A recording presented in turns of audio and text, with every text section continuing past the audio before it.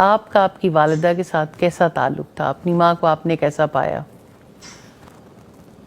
الحمدللہ اللہ سبحانہ تعالیٰ نے میری ماں کے دل میں یعنی ہر بچے کے لیے بہت محبت ڈالی. میرے 7 بھائی ہیں ماشاءاللہ ماشاءاللہ. اور ہم یعنی بہنیں ہیں، تو اللہ تعالیٰ نے انہیں توفیق دی. میں یہ سوچتی ہوں کہ یعنی ایک بچہ پالنا اتنا مشکل ہے، اور ہر بچے کے لیے اتنا ہی زیادہ درد رکھنا، اتنا ہی زیادہ اس کی فوڈ کا، اس کی دین پہ چلنے کا، اس کے زندگی میں کامیاب ہونے کا.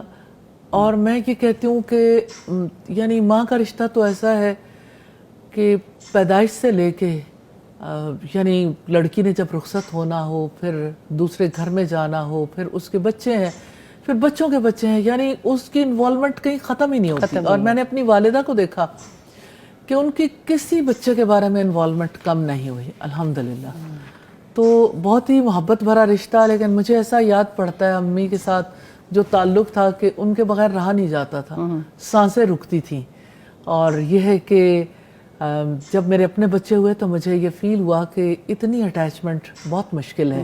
تو اس اٹیچمنٹ کے لیے تھوڑا سا یعنی کچھ کمی ہونی چاہیے تاکہ بچہ خود اپنے پاؤں پہ کھڑے ہونے کے قابل ہو.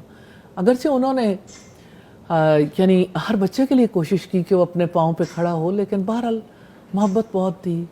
اور اپنی اولاد کی یعنی تربیت کے لیے اور اپنی اولاد کے معاملات کو سنوارنے کے لیے یعنی لمٹ لیس ہے نا، یعنی بندہ کاؤنٹ ہی نہیں کر سکتا.